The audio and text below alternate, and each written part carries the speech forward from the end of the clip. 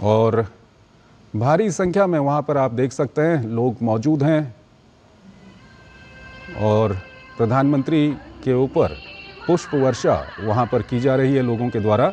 नागरकोइल तमिलनाडु से ये सीधे दृश्य हम आपको दिखा रहे हैं। प्रधानमंत्री नरेंद्र मोदी का रोड शो और सड़क के दोनों ओर हम आपको दृश्य दिखा रहे हैं। भारी संख्या में वहाँ पर लोग मौजूद हैं, प्रधानमंत्री का स्वागत कर रहे हैं। प्रधानमंत्री को देखने के लिए लोग काफ़ी वहाँ पर उत्साहित हैं और प्रधानमंत्री भी हाथ हिलाकर लोगों का अभिवादन स्वीकार कर रहे हैं। तो ये सीधे दृश्य इस वक्त हम आपको दिखा रहे हैं नागरकोइल तमिलनाडु से, जहाँ इस वक्त प्रधानमंत्री नरेंद्र मोदी का रोड शो शुरू हो चुका है और लोग प्रधानमंत्री और उनका जो प्रचार वाहन है उस पर फूलों की वर्षा कर रहे हैं और प्रधानमंत्री भी लोगों का अभिवादन स्वीकार कर रहे हैं। एनडीए उम्मीदवारों के पक्ष में प्रधानमंत्री वहां पर ये रोड शो कर रहे हैं। तमिलनाडु में चुनाव प्रचार की हम बात करें तो चुनाव प्रचार इस वक्त वहां पर चरम पर पहुंच चुका है और इसी सिलसिले में प्रधानमंत्री वहां पर ये रोड शो कर रहे हैं नागरकोइल तमिलनाडु में, जहां पर आप देख सकते हैं भारी संख्या में वहां पर लोग मौजूद हैं प्रधानमंत्री का स्वागत करने के लिए। और प्रधानमंत्री का जो प्रचार वाहन है उसके ऊपर लोग वहां पर पुष्प वर्षा कर रहे हैं और प्रधानमंत्री भी हाथ हिलाकर लोगों का अभिवादन वहां पर स्वीकार कर रहे हैं। एनडीए उम्मीदवारों के पक्ष में प्रधानमंत्री वहां पर चुनाव प्रचार कर रहे हैं तमिलनाडु में। और तमिलनाडु में चुनाव प्रचार की हम बात करें तो इस वक्त तमिलनाडु में चुनाव प्रचार अपने चरम पर है और इसी सिलसिले में प्रधानमंत्री वहाँ पर मौजूद हैं। नागरकोइल तमिलनाडु के ये दृश्य हम आपको दिखा रहे हैं। आप देख सकते हैं सड़क के दोनों ओर भारी संख्या में लोग वहाँ पर प्रधानमंत्री का इंतजार कर रहे हैं और देश के प्रधानमंत्री को देखने के लिए वहाँ पर लोगों की भारी भीड़ उमड़ी हुई है और ये भीड़ कहीं न कहीं ये दिखाती है कि किस तरह से लोगों में उत्साह है बीजेपी के प्रति और एनडीए के प्रति। वहाँ पर नागरकोइल तमिलनाडु के दृश्य हम आपको दिखा रहे हैं, ये सीधे दृश्य हम आपको दिखा रहे हैं।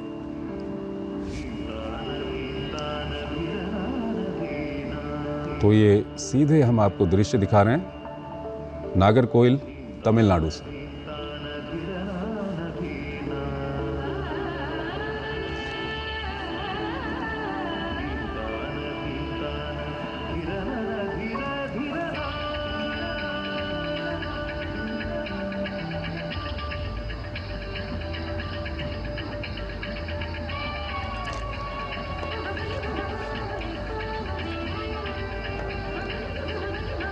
तो नागरकोइल तमिलनाडु से ये सीधे दृश्य इस वक्त आपको हम दिखा रहे हैं। प्रधानमंत्री नरेंद्र मोदी वहाँ पर रोड शो कर रहे हैं और एनडीए उम्मीदवारों के पक्ष में वहाँ पर प्रचार कर रहे हैं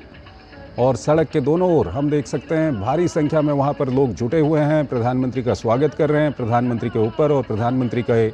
प्रचार वाहन के ऊपर लोग वहाँ पर पुष्प वर्षा कर रहे हैं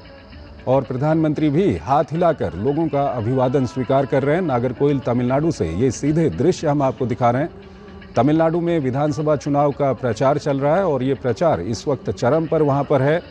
प्रधानमंत्री मोदी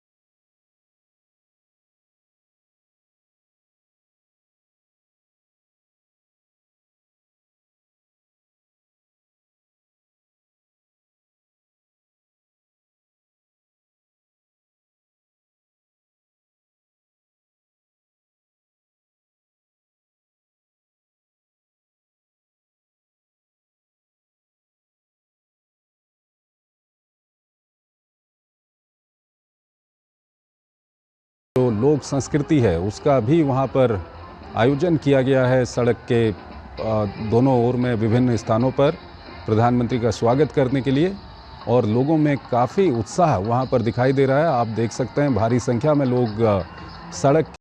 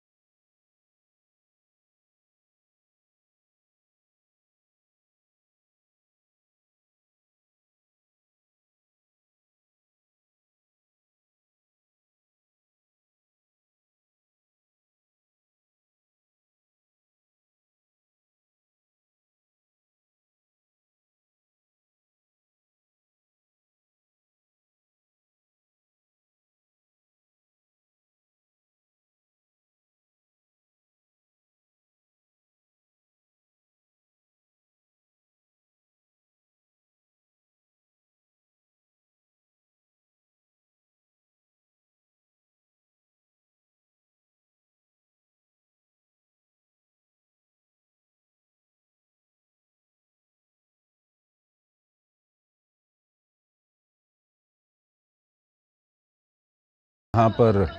प्रधानमंत्री मोदी इस वक्त रोड शो कर रहे हैं। एनडीए के उम्मीदवारों के पक्ष में वहाँ पर चुनाव प्रचार कर रहे हैं प्रधानमंत्री मोदी। एआईएडीएमके बीजेपी अलायंस के लिए ये वोट मांगे जा रहे हैं वहाँ पर।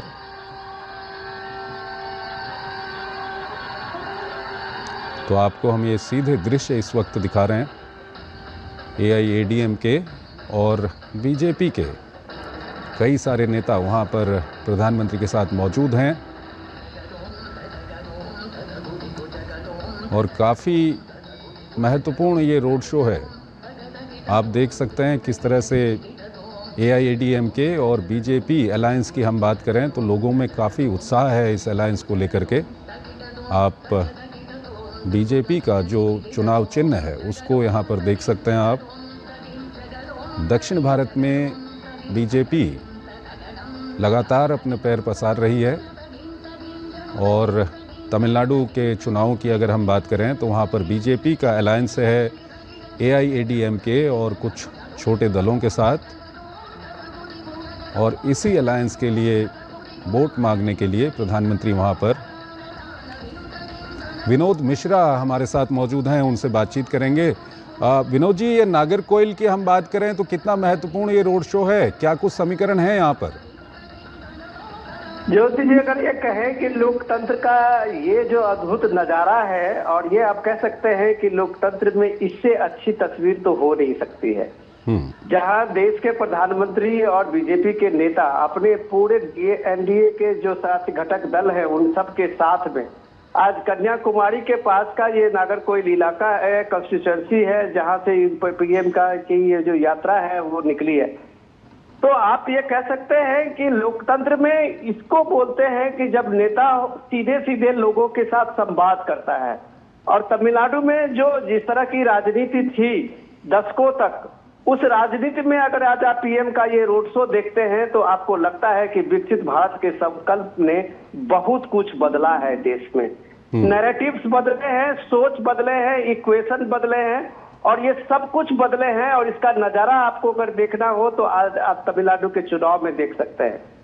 तमिलनाडु का ये नागरकोइल का जो इलाका है, आप जो इसमें अगर आप इसको देखें चंद्रशेखर जी, तो इस इलाके में पीएम ने पिछले 2024 में भी रोड शो किया था जी। कन्याकुमारी का वो एक बहुत पीएम का महत्वपूर्ण रोड शो था। और आप देखिए कि पीएम का जो लगातार कैंपेन तमिलनाडु में रहा, तो बीजेपी अपने पूरे स्थापना काल से लेके अब तक सबसे ज्यादा 11% जो वोट शेयर था वो बीजेपी ने तमिलनाडु में लिया है। ये लोगों को ये चीजें जानना चाहिए कि ये जो भीड़ है, लोगों में जो उत्साह देख रहे हैं, फूल बरसाते हुए देख रहे हैं, सिर्फ पीएम मोदी के दर्शक नहीं है, वो पीएम के काम, पीएम की अपनी जो भी उनकी पहचान है, उस पहचान से वो सीधा संवाद जोड़ता है। अगर तमिलनाडु में बीजेपी आज की तारीख में 11% वोट शेयर वाली पार्टी है, तो आप कह सकते हैं कि उसकी अपनी अच्छी पकड़ है और अच्छी पहचान बीजेपी की बनी है। वो भी कोई एक कम्युनिटी नहीं है। अगर आप 2024 का ही रिकॉर्ड देखिए तो चेन्नई से लेके कोयम्बटूर और कन्याकुमारी के जिस इलाके में पीएम है, उस इलाके में बीजेपी के अपोजिशन में के तमिलनाडु में डीएमके के अपोजिशन में सबसे ज्यादा वोट पड़ने वाला कोई एक पार्टी थी तो बीजेपी थी। तो ये आपको साबित करता है कि बीजेपी ने अपना किस तरह का फुटप्रिंट बढ़ाया है दक्षिण के राज्यों में।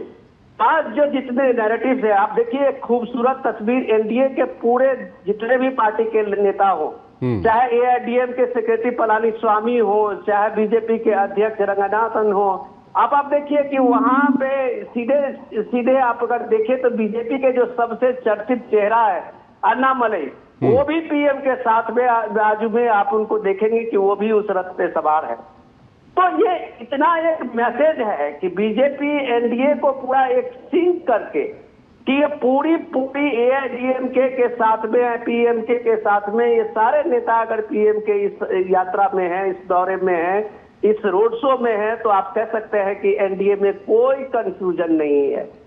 ये मैसेज भी एक बड़ा मैसेज होता है हर वोटर्स के लिए कि जब वो अपील करता है नेतृत्व तो उसको लगता है कि इससे गठबंधन में कोई कंफ्यूजन नहीं है। ये रोड शो का कारवा जब हम देखते हैं उत्तर भारत के किसी शहरों में, जो हमने पिछले दिनों में देखा था पीएम का, या फिर हमने देखा था सिलीगुड़ी में अभी बंगाल में, और जब हम ये देखते हैं कि यहाँ तमिलनाडु के नागरकोइल में, तो हमें कोई अंतर नहीं लगता है। ये इसलिए लगता है कि स्वीकार्यता पीएम का जो 10-11 साल में देश के कोने कोने में बढ़ा है, और पीएम मोदी को जो एक जननायक के रूप में लोगों ने अपने मानस पटल पर स्थापित किया है, ये वही बताता है कि चाहे वो त्रिवेंद्रम का वो रोड शो आप कहें, या आप रोड शो आप कल 4 दिन पहले का आप पश्चिम बंगाल का देखें, सिलीगुड़ी का देखें, मालदा का देखें, और ये रोड शो अगर आप कन्याकुमारी के नागरकोइल का देखें, तो आपको लगेगा कि जनता में वो जो सीधे सीधे संवाद बनाने की, पीएम के लिए एक झलक पाने की जो ललक है, वो अन्य राज्यों के तरह भी तमिलनाडु में भी है। ये बताता है कि तमिलनाडु में जो बीजेपी के खिलाफ में, कम से कम दिल्ली के खिलाफ में जो नैरेटिव बनाया गया था, आज इस भीड़ ने उस सारे नैरेटिव को ध्वस्त कर दिया। इस नैरेटिव ने ध्वस्त किया है कि जो 60 दशक के का जिस द्रविड़ मूवमेंट की बात आज भी स्टालिन कर रहे हैं और चेतावनी दे रहे हैं कि हम बीजेपी के खिलाफ में, केंद्र के खिलाफ में, यहाँ हम लोगों को सड़क पे उतारेंगे, तो आज आप देखिए नतीजा कि कन्याकुमारी के नागरकोइल इलाके में लोग सड़क पे उतरकर पीएम मोदी का स्वागत कर रहे हैं। ये नैरेटिव्स का अंतर होता है, और इस नैरेटिव्स ने डेफिनेटली आप कह सकते हैं कि पूरे कांग्रेस के गठबंधन, डीएमके और उनके जो पार्टियां लगभग 20-22 पार्टियां हैं, उनको कम से कम इस बात को ये एहसास जरूर होगा। चिदम्बरम साहब भी कल यही प्रेस कॉन्फ्रेंस के कह रहे थे कि बीजेपी की क्या यहाँ पे क्या किस तरह की पहचान है। तो ये पहचान पीएम मोदी ने तमिलनाडु में लोगों को दिखाया है कि जब आप जन सरोकार की बात करेंगे, जब आप विकास की बात करेंगे, लोगों की आकांक्षाओं की बात करेंगे, लोगों की एस्पिरेशंस की बात करेंगे, तो इस रोड शो की तरह ही आपके सम्मान में भी लोग पल के बिछाए खड़े रहेंगे। ये पीएम मोदी का ही ये आप कह सकते हैं कि इस बात के लिए ये सम्मान देश में आज की तारीख में मिला है। चाहे वो बिहार में रोड शो आप देखें या तमिलनाडु में देखें, हर रोड शो में जो जन आकांक्षा है, इंस्पिरेशंस है, वो लोगों को सीधे प्रतिबिंबित होते हुए दिखता है। चंद्रशेखर, विनोद जी, आप काफ़ी दिनों से वहाँ पर मौजूद हैं। एंटी इनकम्बेंसी की हम बात करें तो जो वर्तमान सरकार है वहाँ पर डीएमके की सरकार है, उसको लेकर के लोगों में किस तरह का क्या कुछ है, लोग क्या कुछ कहते हैं? देखिए, ये सबसे बड़ी बात है, अच्छा सवाल है आपका कि पूरे के पूरे स्टालिन का डीएमके सरकार का जो इस बार का इलेक्शन कैंपेन है, उसमें वो अपनी सरकार के 5 साल की उपलब्धि की चर्चा किए बगैर अगर स्टालिन बार बार इसको तमिलनाडु वर्सेस दिल्ली बनाते हैं, और बार बार केंद्र सरकार पे निशाना साधते हैं, बार बार पलानीस्वामी को कहते हैं कि ये एक तरह से दिल्ली के ऑर्डर पे संचालित होने वाला नेता होगा। तो आप ये देख सकते हैं कि इस रोड शो ने ये बात साबित किया है, काम बोलता है। अगर काम बोलता है का मतलब ये है कि आज की तारीख में जनता इस नैरेटिव पे नहीं जाता है। हिंदी विरोध, न्यू एजुकेशन पॉलिसी विरोध, तमिलनाडु में डीएमके के हर भाषण में, हर छोटे बड़े नेता के भाषण में आप दिल्ली ही देखेंगे, हिंदी विरोध देखेंगे, आप हर भाषण में उनका बीजेपी विरोध दिखेंगे। लेकिन जब आप ये बात देखते हैं, कल ही मैं सुन रहा था उदयनिधि स्टैलिन जो डिप्टी चीफ मिनिस्टर हैं और डीएमके के सबसे बड़े नेता हैं स्टैलिन के बाद, तो वो ये बात का लोगों के साथ कह रहे हैं कि इस राज्य में कम से कम अमित शाह को और प्राइम मिनिस्टर मोदी को नहीं आने दिया जाएगा। और जब वो देखते हैं कि लोगों की ये भीड़ आज अगर वो देखें तो क्या शायद उनकी मंसूबा चूर चूर हो जाएगी कि वो देखें लोगों का जो जन सैलाब उमड़ पड़ा है पीएम मोदी के स्वागत में, तो उनको लगेगा कि डीएम के जो 60 के दशक का जो नैरेटिव चलाना चाह रहा है वो आज के विकसित भारत में उस नैरेटिव की कोई जगह नहीं है। चंद्रशेखर जी, विनोद जी, आपसे ये भी जानना चाहेंगे कि जो केंद्र सरकार के काम है और जिस तरह से, क्योंकि लोग देखते हैं कि केंद्र की सरकार किस तरह से काम कर रही है, प्रधानमंत्री मोदी किस तरह से विकास का जो परिभाषा है उसको आगे बढ़ा रहे हैं, 2047 तक विकसित भारत बनाने का उन्होंने जो लक्ष्य रखा है, लोगों में कितना क्लिक करता है ये सब कुछ? चंद्रशेखर, देखिए, सबसे बड़ा इंपॉर्टेंट है कि डेवलपमेंट सबको सूट करता है। हर नैरेटिव के ऊपर में डेवलपमेंट को अगर आप देखें तो तमिलनाडु एक कोस्टल राज्य है और जो कोस्टल राज्य होने के कारण वहां की संभावनाएं उत्तर भारत के कई राज्यों से ज्यादा है। वहां के लोग मेहनती हैं, वहां के लोग इस बात को जानते हैं कि अगर उनको अपॉर्चुनिटी मिले, इंफ्रास्ट्रक्चर डेवलपमेंट हो तो वो बेहतर कर सकते हैं। और ये सब के बाद अगर अब वहां की पार्टियां जो हमेशा फ्री वीज को लेके या अन्य चीजों को लेके लोगों को लुभाती रही है, उनसे अलग अगर पीएम मोदी हमेशा डेवलपमेंट को फोकस किया है। आज आप इन इलाकों में चले जाइए, सड़कों और नेशनल हाईवे का जाल बिछा हुआ है, रोड कनेक्टिविटी, ट्रेन का, वंदे भारत का हर जगह पहुंचना, तो ये सब बताता है। लोगों की सबसे बड़ी बात है कि इन इलाकों में सबसे ज्यादा टूरिस्ट जाते हैं, पिलग्रिम टूरिस्ट का भी एक हमेशा एक फ्लो रहता है, इस दौर में वो भी बढ़ा है। तो ये सब चीजें जो लोगों में देखा है परिवर्तन पिछले 10 साल के 11 साल के मोदी के राज में, मोदी के सेंटर के बाद में जो डेवलपमेंट का उसने एक डिविडेंड देखा है, वो हमेशा लोगों को लगता है कि एक देश के रूप में, एक मजबूत नेतृत्व के रूप में, एक स्टेबल गवर्नमेंट के रूप में जो पीएम मोदी ने परफॉर्म करके दिखाया है, तो ये परफॉर्मेंस का आप कह सकते हैं कि एक्नॉलेजमेंट है जो आप आज तमिलनाडु के नागरकोइल में, कन्याकुमारी के इस इलाके में देख रहे हैं, जहां आज की तारीख में आप देखिए उसका पूरा का पूरा एक तरह से ट्रांसफॉर्म हुआ है ये इलाका। मैं अभी इस इलाके से होके आया हूं, तो मैं कह सकता हूं कि तमिलनाडु पहले से भी विकसित रहा है, लेकिन इस इलाके में जो सुविधाएं बढ़ी है, इस इलाके में जो लोगों की सहूलियतें बढ़ी है, वो डेफिनेटली वो मानता है कि इसमें केंद्र की बड़ी भूमिका है। और इस बड़ी भूमिका को लेके लोग आज हजारों हजार के में तादाद में जुट के, आप ये देखिए, किलोमीटर लंबे दूरी को तय करते हुए पीएम का ये कारवां चल रहा है। इतनी गर्मी के बीच में लोगों का इस कारवां को देखिए कहीं थमने का नाम नहीं ले रहा है। चंद्रशेखर, विनोद जी, आपसे ये भी जानना चाहेंगे, हमारे दर्शक ये जानना चाहेंगे आपसे, क्योंकि आप वहाँ पर होके आए हैं और पूरे तमिलनाडु में किस तरह से वहाँ पर चुनाव प्रचार चल रहा है, किस तरह की राजनीति वहाँ पर है, तो ये एक अच्छा मौका है आपसे जानने का। लेकिन उससे पहले हम अपने दर्शकों को बता दें कि ये नागरकोइल तमिलनाडु से हम ये सीधे दृश्य दिखा रहे हैं, जहाँ पर प्रधानमंत्री मोदी इस वक्त एनडीए के उम्मीदवारों के पक्ष में वहाँ पर प्रचार कर रहे हैं, वहाँ पर एक रोड शो कर रहे हैं नागरकोइल तमिलनाडु में। और आप देख सकते हैं कि रोड के दोनों ओर काफ़ी संख्या में वहाँ पर लोग मौजूद हैं, प्रधानमंत्री का स्वागत कर रहे हैं, प्रधानमंत्री के प्रचार वाहन के ऊपर, प्रधानमंत्री के ऊपर पुष्प वर्षा वहाँ पर लोग कर रहे हैं और भारी संख्या में लोग हैं। ये उत्साह दिखाता है कि किस तरह से एनडीए गठबंधन को लेकर के वहाँ पर लोग उत्साहित हैं। नागरकोइल तमिलनाडु से ये सीधे दृश्य हम आपको दिखा रहे हैं। हमारे वरिष्ठ सहयोगी विनोद मिश्रा हमारे साथ जुड़े हुए हैं। अभी कुछ ही दिन पहले वो तमिलनाडु से होकर आए हैं और वहाँ की राजनीति किस तरह से वहाँ पर चल रही है उसको उन्होंने समझा है। विनोद जी, आपसे हम ये जानना चाहेंगे कि जो एनडीए का गठबंधन है ये कितना फायदेमंद है इस बार एनडीए के लिए?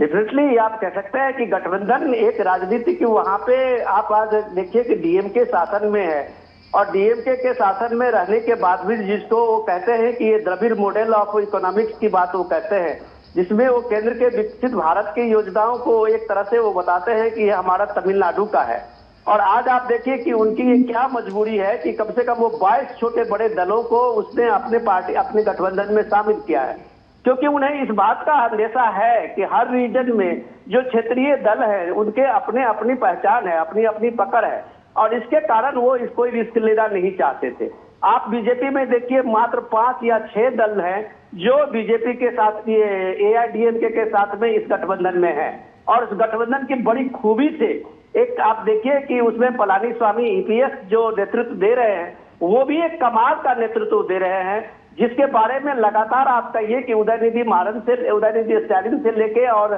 स्टैलिन खुद, एमके स्टैलिन खुद लगातार पलानीस्वामी पे हमला कर रहे हैं कि सीधे सीधे बीजेपी के कृपा पे है, जबकि उन्होंने अपनी अच्छी पकड़ बनाई है। एआईएडीएमके का जो पुराना बेस था उसको फिर से उन्होंने मजबूत किया है, और ये मजबूती कम से कम डीएमके के लिए चिंता का विषय है। यही वजह है कि वो सीधा सीधे दिल्ली बनाम तमिलनाडु में करना चाहते हैं। तो आज तमिलनाडु के इस रोड शो में दिखाया कि ये नैरेटिव नहीं चलेगा, दिल्ली बनाम तमिलनाडु। तमिलनाडु भारत का एक अभिन्न हिस्सा है, भारत के डेवलपमेंट में सीधा तमिलनाडु का सरोकार है। पीएम के इस रोड शो में सीधा मैसेज और ये सीधी तस्वीर आप देख सकते हैं, भारत के लोग देख सकते हैं कि ये देश इस मामले में पुराने सारे नैरेटिव्स को बेईमानी साबित कर दिया है। भारत मजबूत है तभी कोई राज्य मजबूत है। ये आदर्श आज अगर तमिलनाडु ने लिया है तो आप कह सकते हैं कि ये भारत का आज का सबसे बड़ा आदर्श और सबसे बड़ा स्लोगन है।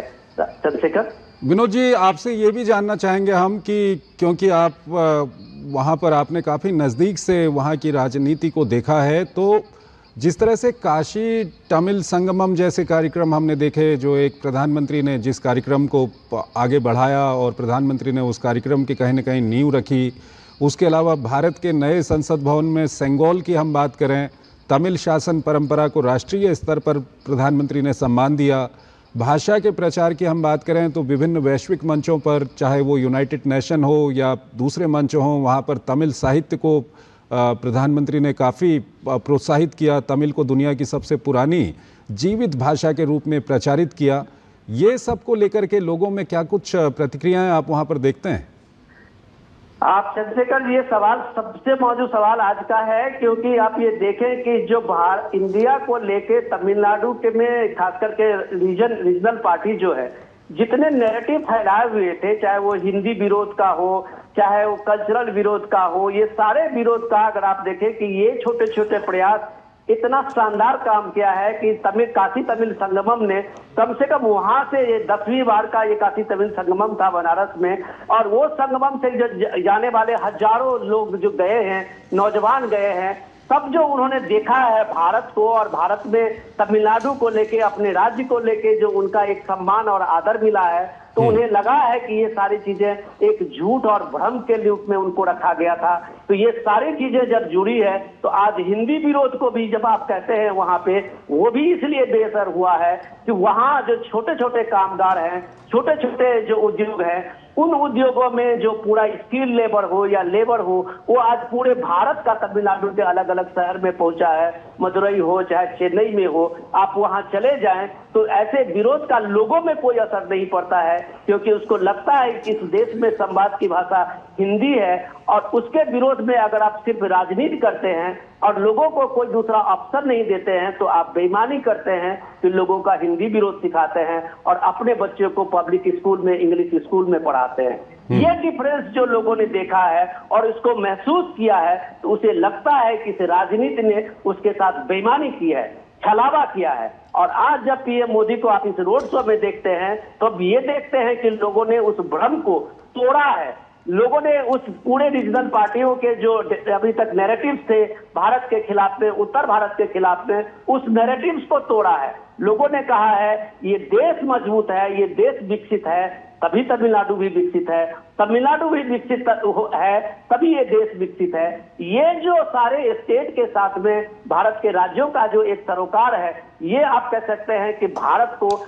सांस्कृतिक राष्ट्र के रूप में तमिलनाडु एक सबसे बड़ी पहचान है। तमिल भाषा भारत की सबसे पुरानी भाषा है, गौरवशाली भाषा है, भारत की सांस्कृतिक छाती है, और इस छाती को भारत ने जितना संभाला है, इसलिए आप चाहे सेंगुल की बात कर रहे थे या काशी तमिल संगमम की बात कर रहे थे, तो लोगों ने इसे प्राइड फील किया है, तमिल भाषा के प्राइड को फील किया है कि भारत में उत्तर भारत हो, दक्षिण हो, पूरब हो, सबने इस तमिल भाषा को और तमिल की संस्कृति को पूरी तरह से एक अपना गौरवशाली परंपरा माना है। जो ये संगोल पार्लियामेंट में दिखा, जो वर्षों पुरानी जो परंपरा थी, उसको प्राइम मिनिस्टर मोदी ने स्थापित किया, तो ये सम्मान लोगों के दिलो दिमाग में है, और इसलिए आज की तारीख में वो सारे पुराने नैरेटिव यहाँ लोग उसको धता बता रहे हैं। चंद्रशेखर,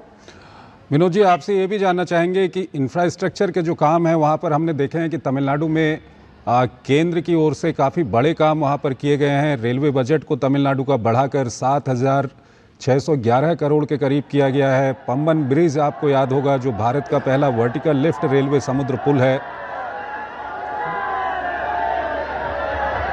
विनोद जी, आप हमारे साथ बने रहिए। उससे पहले हम ये दृश्य अपने दर्शकों को दिखा दें कि किस तरह से उत्साह वहाँ पर प्रधानमंत्री को लेकर लोगों में दिख रहा है। नागरकोइल तमिलनाडु में प्रधानमंत्री इस वक्त रोड शो कर रहे हैं एनडीए उम्मीदवारों के पक्ष में, और भारी संख्या में वहां पर लोग मौजूद हैं, प्रधानमंत्री का स्वागत कर रहे हैं, और प्रधानमंत्री भी हाथ हिलाकर लोगों का अभिवादन स्वीकार कर रहे हैं। हमारे वरिष्ठ सहयोगी विनोद मिश्रा हमारे साथ जुड़े हुए हैं और तमिलनाडु की राजनीति को काफ़ी नज़दीक से वो देखते हैं।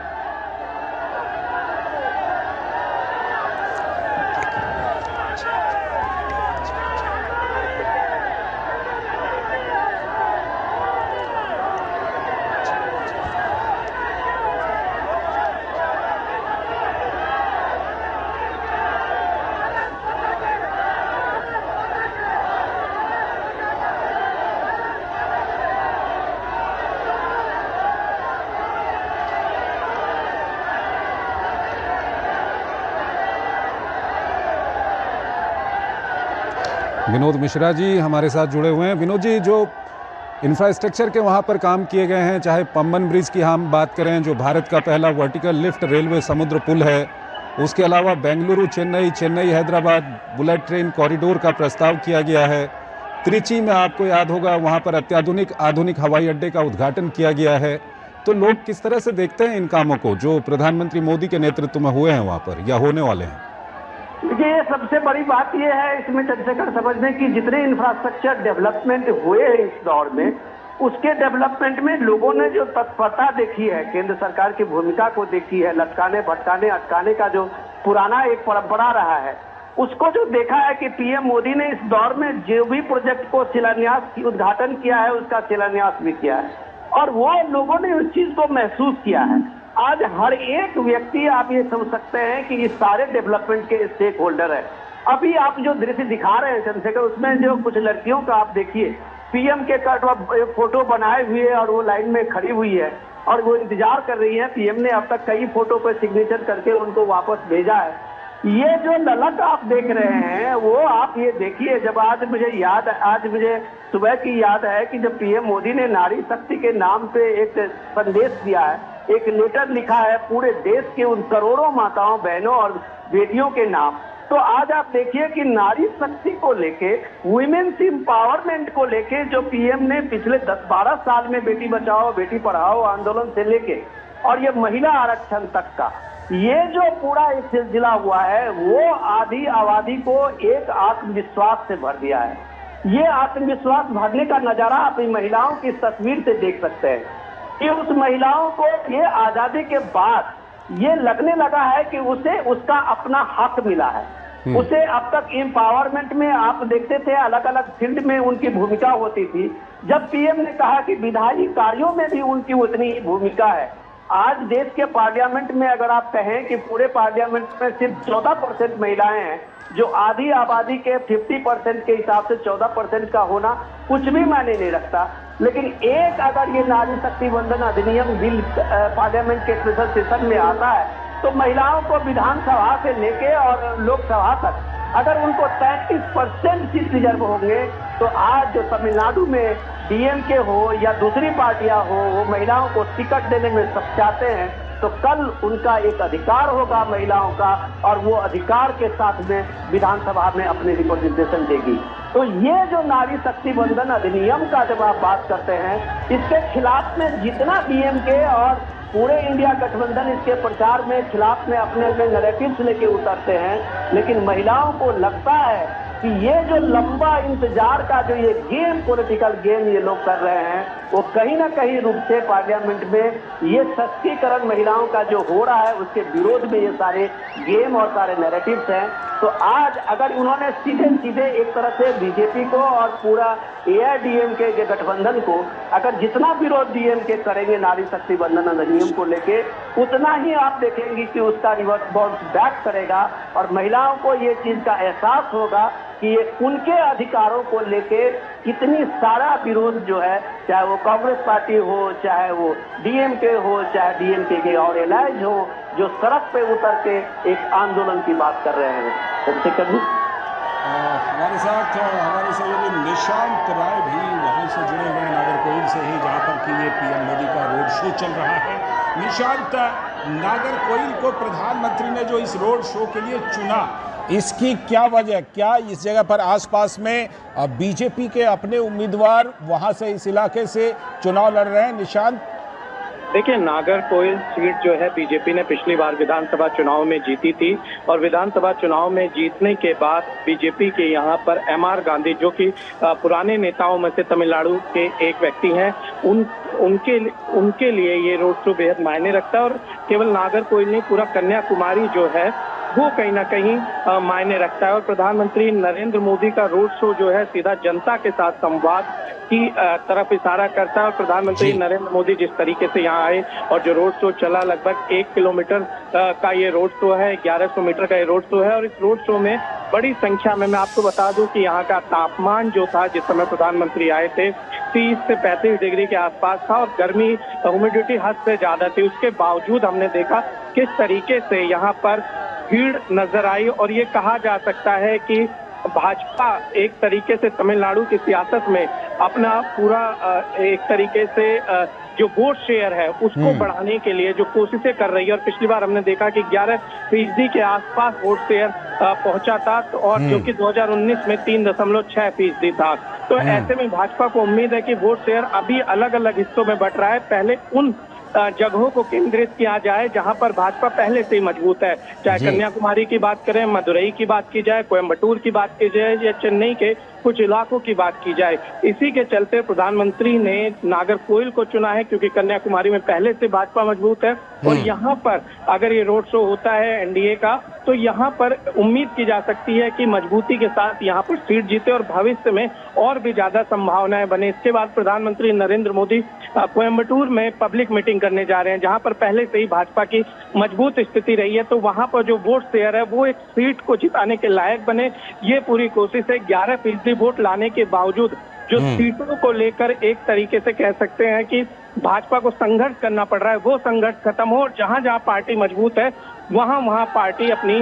जो है सीटें लाने में कामयाब हो और एनडीए इसका फायदा एनडीए को मिले। और इस बार भाजपा ने तमिलनाडु में लक्ष्य तय किया है, कम से कम डबल डिजिट को क्रॉस करेंगे। पिछली बार बीजेपी 4 सीटें लेकर आई थी, इस बार ये इन सीटों का आंकड़ा बीजेपी की पूरी कोशिश है कि डबल डिजिट में रहे। बिल्कुल बिल्कुल, भारतीय जनता पार्टी इसीलिए एआईएडीएमके के साथ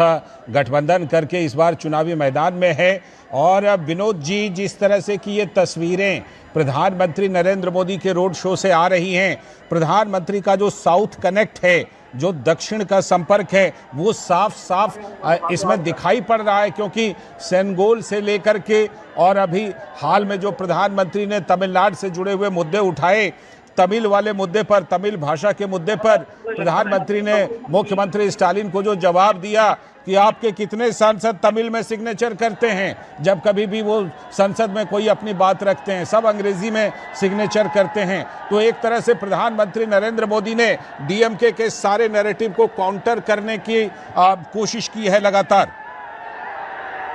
लालजी, वो सीधे सीधे अगर आप कहें कि डीएमके के जो सबसे बड़े नेता हैं स्टालिन, वो भी अपना सिग्नेचर कभी भी तमिल में नहीं करते हैं जी। वो भी अपना सिग्नेचर जो अंग्रेजी में ही करते हैं। लेकिन ये जो दृश्य अभी पीएम देख रहे हैं वो कार्यकर्ता है। और मत भूलिए इस बात को कि बीजेपी आज कन्याकुमारी हो, कोयम्बटूर हो, मदुरई हो, चेन्नई हो, जिन इलाकों में अपनी एक बड़ी पहुंच बनी है, तो आप कह सकते हैं कि वो कार्यकर्ताओं के खून पसीने की भी कमाई है। आप कह सकते हैं कि प्राइम मिनिस्टर मोदी का लगातार इन स्टेटों में जो दौरा है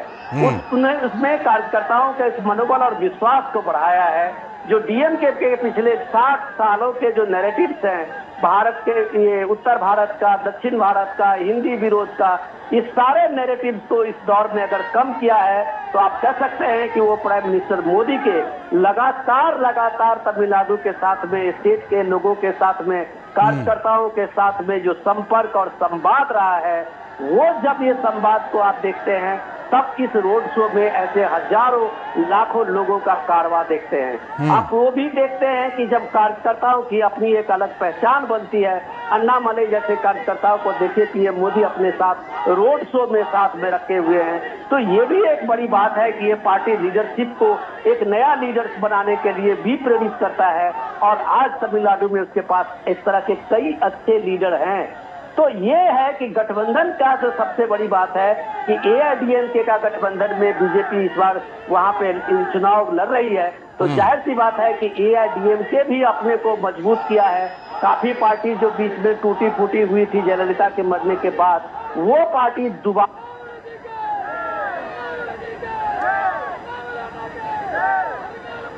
कि एनडीए में वो पूरी तरह से अपने पार्टी और पूरे दलों के साथ सिंक में है। और यही कारण है कि लोगों में जब ये विश्वास होता है कि ये संगठन, ये गठबंधन बगैर कोई कंफ्यूजन का अपना एक लीडर सामने में रखता है, तो जाहिर सी बात है कि लोगों का भरोसा और मजबूत होता है। लाल जी, बिल्कुल, ये भरोसा और अधिक मजबूत होता है।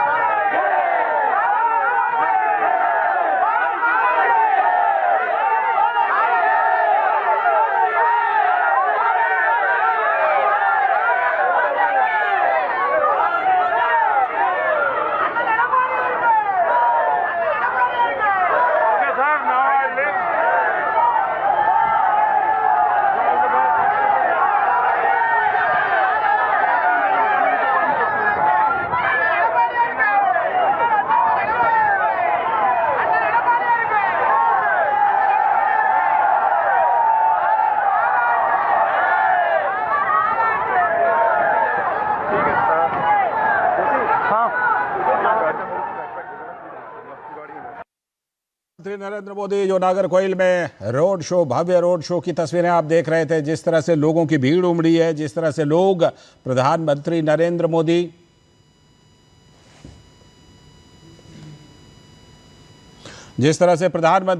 मोदी लोगों के साथ कनेक्ट कर रहे हैं, जिस तरह से लोगों में उत्साह है। निशांत राय हमारे संवाददाता वहां पर मौजूद हैं, सीधे निशांत राय के पास चलते हैं, फोन लाइन पर हमारे साथ मौजूद हैं। निशांत, प्रधानमंत्री के रोड शो से जो तस्वीरें आ रही हैं, लोगों में क्या जबरदस्त उत्साह दिखाई पड़ रहा है। ये देखिए किस तरह से हाथ हिलाकर प्रधानमंत्री का अभिवादन आदान प्रदान कर रहे हैं। ये यहाँ पर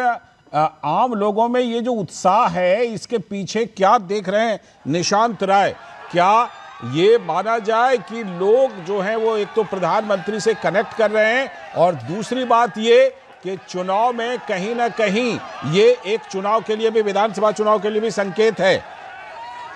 देखिए, भारतीय जनता पार्टी की खासियत ये है कि भारतीय जनता पार्टी एक बार में एक चुनाव नहीं लड़ती, बल्कि भविष्य की रणनीति तैयार करती है। और प्रधानमंत्री नरेंद्र मोदी का जो आज यहाँ पर रोड शो हो रहा है कि भविष्य की रणनीति है। बीजेपी ने पिछली बार यहाँ पर जो है 11% के आसपास वोट हासिल किए थे। इस बार बीजेपी समझती है कि धीरे धीरे हम यहाँ पर ग्रो करेंगे, और प्रधानमंत्री नरेंद्र मोदी का ये रोड शो दिखलाता है किस तरीके से कैंडिडेट के साथ प्रधानमंत्री नरेंद्र मोदी ने वार्ता की, उनसे बातचीत करने के बाद प्रधानमंत्री नरेंद्र मोदी ने जनता से फिर एक बार पैदल चलकर अभिवादन जनता का स्वीकार किया। ये रोड शो जो था वो एमजीआर की प्रतिमा तक था, लेकिन हमने देखा कि प्रधानमंत्री नरेंद्र मोदी जब आ रहे थे, बीच में बाबा साहेब की तस्वीर प्रतिमा थी। प्रधानमंत्री नरेंद्र मोदी अपने व्हीकल से उतरते हैं, बाबा साहब को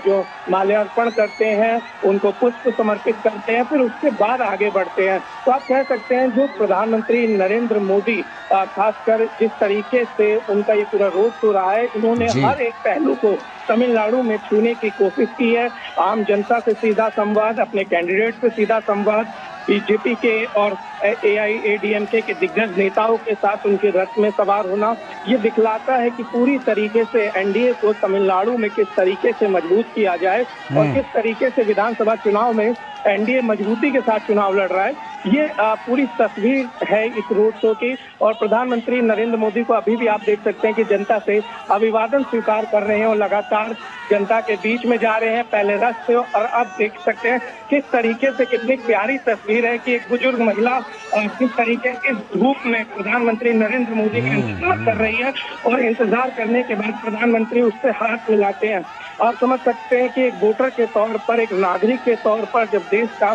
प्रधानमंत्री आपसे सीधा संवाद कर रहा है तो आपके मन में किस तरीके का उत्साह होता है, किस तरीके की उमंग होती है। और खासकर चुनावी अगर समय है तो जाहिर सी बात है कि वोटर होने के नाते वो कई सारी बातें उस समय सोचता है। और अगर महिलाओं की बात करें, नारी बंधन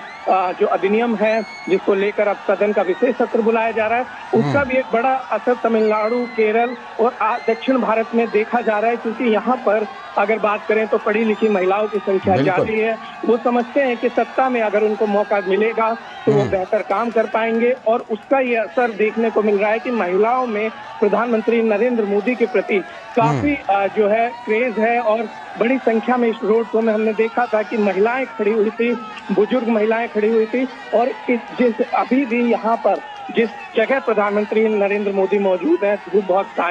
तेज है, ह्यूमिडिटी है, लेकिन उसके बावजूद लोगों के उत्साह में कोई कमी नहीं है। और प्रधानमंत्री मोदी भी पैदल चलकर, रथ से उतर कर अगर लोगों से मिलने, तो आप समझ सकते हैं कि किस तरीके से उन्होंने इस देश की राजनीति बदला है। एक दौर था जब मुख्यमंत्री तक अपने हेलीकॉप्टर से उतरकर सड़कों पर जाने से परहेज करते थे। ये दौर है कि प्रधानमंत्री नरेंद्र मोदी रोड शो के दौरान रथ से उतरकर पैदल जनता से मिल रहे हैं। ये सभी राजनीतिक दलों को कहीं ना कहीं परेशान करने वाले, जो अभी तक हेलीकॉप्टर पॉलिटिक्स करते आए थे, उनको प्रधानमंत्री नरेंद्र मोदी ने जमीन पर रहकर राजनीति करना सिखा दिया है। बिल्कुल, और इसीलिए लोग कनेक्ट भी उनके साथ करते हैं। लेकिन जिस तरह से आपने नारी शक्ति वंदन वाली बात उठाई है विनोद जी, नारी शक्ति वंदन को लेकर के जिस तरह से प्रधानमंत्री ने पत्र लिखा है, प्रधानमंत्री ने सोशल मीडिया पर पोस्ट किया है, प्रधानमंत्री ने सांसदों को चिट्ठियां लिखी हैं, और इसी से जुड़ा परिसीमन भी है जिसको लेकर एमके स्टालिन वहां पर मुद्दा बनाना चाह रहे हैं। लेकिन प्रधानमंत्री नरेंद्र मोदी ने जिस तरह से आश्वासन दिया है, ये भी जो डीएमके का एक नैरेटिव है परिसीमन को लेकर, उसको प्रधानमंत्री ने काउंटर करने की पूरी तैयारी की है और उसी तरह से जवाब दे भी रहे हैं। ये आप कह सकते हैं लाल जी की आज का पीएम मोदी का ये रोड शो कम से कम एमके स्टालिन के जो अब तक के जो सारे सेंटर के विरोध का ये अभी तक का एजेंडा था और नैरेटिव था, उसको इस रोड शो ने तो जरूर ध्वस्त किया है जी। इस रोड शो ने ये भी ध्वस्त किया है कि जो बात राहुल गांधी और बाकी सारे नेता जो इंडिया गठबंधन के ये बात कहते थे कि वोट चोरी हो गई, तो ये देखना चाहिए कि वोट चोरी होती कैसे है। ये बात निशान सही कह रहे थे कि इस दौर में कभी ऐसे नेताओं का जब आप रैली में जाते हैं और उनका जब आप देखते हैं पॉलिटिकल लोगों के साथ में मिलने का, तो शायद ही आप ये तस्वीर कभी पाएंगे कि एक प्राइम मिनिस्टर इस देश का कैसे लोगों के बीच में आता है और किस तरह से लोगों से मिलता है और एक आम आदमी के साथ में जिस तरह का संवाद इस देश का प्राइम मिनिस्टर करता है, तो आप कह सकते हैं कि वो देश के लिए, लोकतंत्र के लिए इससे अच्छी तस्वीर नहीं हो सकती है लाल जी। और ये तस्वीर जो है वो तमिलनाडु में चलने वाले सारे नैरेटिव्स को, डीएमके के सारे एजेंडे को ये तस्वीर झुठलाने के लिए काफी है कि पीएम मोदी सबके हैं और सबका साथ पीएम मोदी का आदर्श है। बिल्कुल ऐसी तस्वीर जो है ना विनोद जी